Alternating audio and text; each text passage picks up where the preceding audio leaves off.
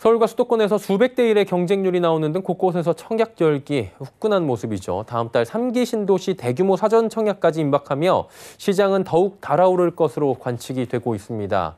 기존 주택 매수하기는 집값이 너무 올랐죠. 또 새 아파트 청약을 받지 않으니 바늘구멍이고요.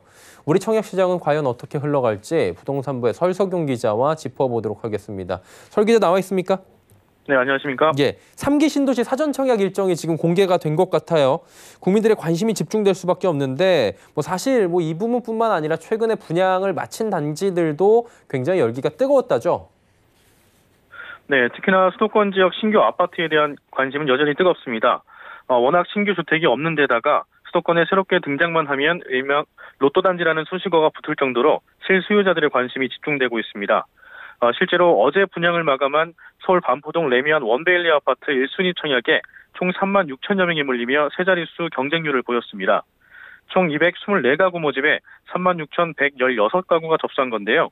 평균 경쟁률은 161.2대 1을 기록했고 최고 경쟁률은 무려 1,873.5대 1로 전용 면적 46.9제곱미터 A타입에서 나왔습니다. 이 단지는 신반포 3차 경남 아파트를 재건축하는 것으로 총 2,990가구 규모로 조성됩니다. 이 중 전용 면적 46에서 74제곱미터 224가구가 일반 물량인데 3.3제곱미터당 평균 분양가는 5,653만 원입니다. 바로 옆 아크로 리버파크가 3.3제곱미터당 1억 원 정도에 거래되고 있는 점을 감안하면 최소 10억 원의 시세 차익이 가능하다는 분석이 나와 분양 전부터 관심을 집중시켰습니다. 특히 당초 공지됐던 실거주 3년 의무를 적용받지 않게 되면서 청약 열기가 더 가열될 것이라는 분석이 나옵니다. 레미안 원밸리는 모집 공고를 통해서 전매 제한 10년, 실거주 의무 3년을 공지해 100% 현금 수령이 가능한 사람들만 경쟁을 예상했었는데 지난 14일 실거주 의무 3년이 적용되지 않는다며 입주자 공고가 수정됐습니다.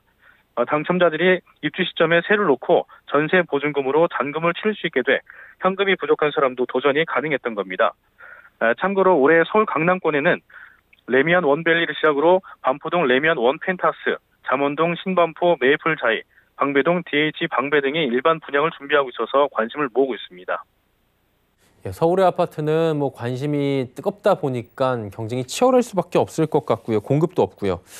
다음 달에 3기 신도시 청약이 이제 시작이 되잖아요. 아무래도 실수요자들은 청약에 도전할 것으로 보이는데 사전 청약 시장 전망은 먼저 어떻습니까? 네, 먼저 어제 LH가 발표한 청약 일정부터 알아보겠습니다. 오는 7월 15일에 시행되는 사전 청약 1차 지구는 인천 계양지구 1,050가구, 남양주 진접 2지구 1,535가구, 성남 복정 1지구 1,026가구, 의왕 청계 2지구 304가구, 위례 418가구 등 5개 지구에서 모두 1,333가구에 대한 사전 청약이 이뤄질 예정입니다.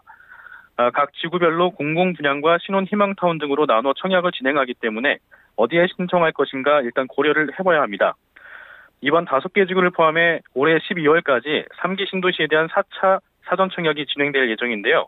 전문가들은 청약 일정이 빨리 나왔다고 해서 바로 도전할 게 아니라 앞으로 나와 가족들의 생활 환경을 고려해서 한 곳 정도 목표를 설정한 뒤에 일정에 맞춰서 신청하는 게 좋다고 조언합니다. 사전 청약에 당첨될 경우 다른 지역에 청약에 참여할 수 없기 때문에 자신이 원하는 지역 일정이 시작될 때까지 일단 기다리는 게 좋겠습니다. 업계에서는 그토록 기다리던 3기 신도시 사전 청약에 많은 수요자들의 관심이 집중될 것으로 전망하고 있습니다. 내 집 마련을 위한 젊은 세대들의 경쟁도 치열할 것으로 예상됩니다. 그리고 이제 3기 신도시가 잘 진행이 되면 좋겠지만 여러 가지 걱정되는 부분도 있을 것 같아요. 변수도 있을 것 같은데 어떻습니까, 지금? 네, 걱정되는 부분은 있습니다. 아무래도 정권 기조가 사전 청약 이후 입주 시기까지 이어질 수 있느냐 하는 부분이고요. 내년에 대선도 있기 때문에 사업의 지속성에 대한 의문을 품지 않을 수 없습니다. 큰 틀에서 정부의 공급 정책은 이어가겠지만 과연 문재인 정부가 세워놓은 계획대로 차질 없이 진행될 것이냐는 지켜봐야 할 문제입니다.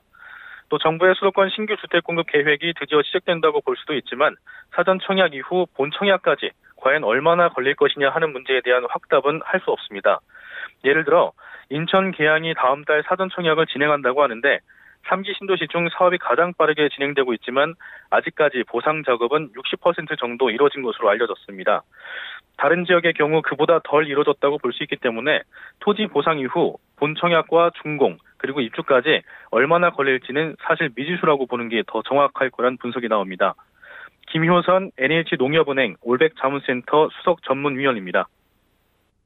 생각했던 시기보다 입주가 좀 늦어진다면 리스크한 부분일 수는 있어서 입지도 중요하지만 이게 얼마나 빨리 될지, 뭐 보상이나 여러 가지 본청약까지의 기간이 얼마나 될지 사업의 그런 진행도 같은 것들도 좀 신경 써서 보실 필요가 있을 것 같아요. 청약 전에. 예, 기다리던 3기 신도시 사전 청약 일정이 이제 한 달 앞으로 코앞으로 다가온 겁니다. 마냥 설레거나 안심되지만은 않는 것 같은데요. 사전 청약 당첨자가 언제 입주할 수 있을지에 대한 걱정도 나올 거고요. 과연 3기 신도시 주택 공급 대책이 완성까지 갈 수 있느냐라는 우려의 목소리도 계속해서 나오는 겁니다. 일단 사전 청약 준비하는 실수요자들의 입장에선 가장 중요한 건 앞으로 나와 내 가족들의 생활을 고려해서 여러 군데 말고 한 곳을 선택해서 집중 공략해야 한다는 거겠죠. 이 부분 잘 숙지하셨으면 좋겠습니다. 부동산부의 설석용 기자와 함께했습니다. 수고하셨습니다. 네, 감사합니다.